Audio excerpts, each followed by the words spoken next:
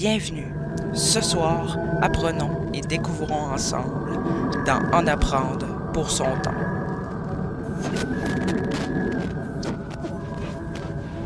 Coloniser la Lune ou Mars, ça vous inspire? Voyons encore plus grand et colonisons Vénus. Ça vous semble fou de concevoir d'habiter un jour sur la planète la plus chaude du système solaire? Pourtant, c'est un projet qui est en cours d'étude depuis longtemps. Vénus possède une taille et une gravité semblables à celle de la Terre. Cependant, il faut savoir que Vénus est complètement inhabitable au sol. Si vous marchez sur le sol vénusien, vous pourriez ressentir une pression 90 fois plus forte que celle sur Terre. Juste pour vous donner une idée, ça serait comme de marcher sous l'eau à 900 mètres de profondeur. Sur toutes les sondes spatiales envoyées, aucun engin n'a résisté de plus de 2 heures à la surface de Vénus. En plus, cette planète est composée à 96,5% de CO2. Ce qui emprisonne la chaleur, faisant monter sa température à environ 460 degrés Celsius. Ajoutez à cela qu'une année sur Vénus équivaut à 225 jours terrestres et qu'une journée sur Vénus est égale à 243 jours sur Terre. Vous avez donc compris que Vénus effectue le tour du Soleil plus rapidement qu'une rotation complète sur elle-même. Comment alors pourrions-nous entrevoir de coloniser un jour l'étoile du Berger? Eh bien, sachez qu'à plus haute altitude, la pression atmosphérique ainsi que la température de Vénus deviennent similaires à celle de la Terre. En prenant conscience du fait que la portance de l'hélium dans l'atmosphère de Vénus est aussi plus forte que celle sur Terre, on peut donc imaginer un style de ville flottante, alimentée à l'énergie solaire avec des machines transformant le CO2 en oxygène.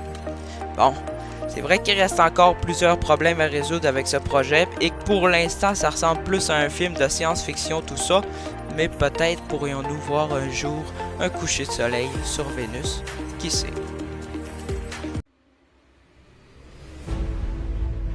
Dans la culture populaire, les requins sont d'effroyables tueurs. Mais si je vous disais que c'est totalement faux, mais qu'en plus, le requin est le dernier de la liste des animaux les plus meurtriers que j'ai sélectionnés aujourd'hui, qu'est-ce que vous diriez? Si on compare, il se trouve que le requin fait environ une dizaine de morts chaque année. La vache, elle, fait plus de ravages que le requin avec un total d'une vingtaine de morts chaque année. Encore plus haut, on y va avec l'hippopotame, capable de charger à 40 km/h avec une bouche s'ouvrant à presque 180 degrés. Il cause environ 300 à 500 morts chaque année. L'éléphant, quant à lui, fait environ 600 victimes, soit piétinées ou encornées par l'animal. L'escargot d'eau douce, lui, fait environ 24 000 à 200 000 morts chaque année à cause d'un ver parasite qui se trouve souvent chez l'animal. Vous pouvez être infecté seulement en nageant dans un banc de parasites relâché dans les selles de l'escargot à proximité.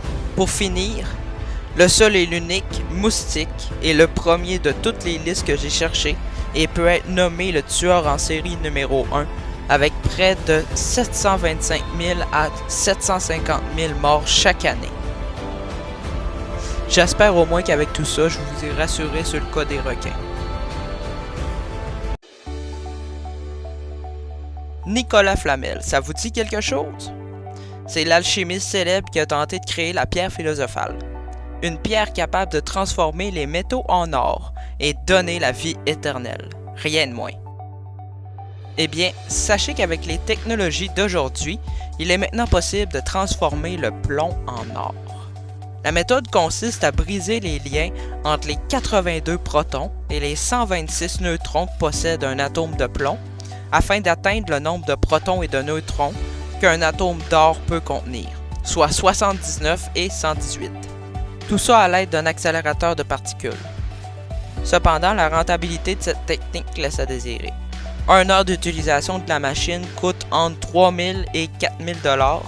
Il faudrait laisser la machine fonctionner 24 heures sur 24 pendant un siècle pour obtenir 1 gramme d'or. Sachant que le prix de l'or pour 1 gramme est d'environ 82 $, c'est pas avec ça qu'on va se mettre riche. Vaut mieux quasiment miser sur la vie éternelle. Là-dessus, j'espère que vous en avez appris pour votre temps. Si vous avez aimé, likez et abonnez-vous. Si vous avez un sujet que vous aimeriez que je parle, dites-moi-le en commentaire. Et on se retrouve dans un prochain vidéo. Ciao! Transmission terminée.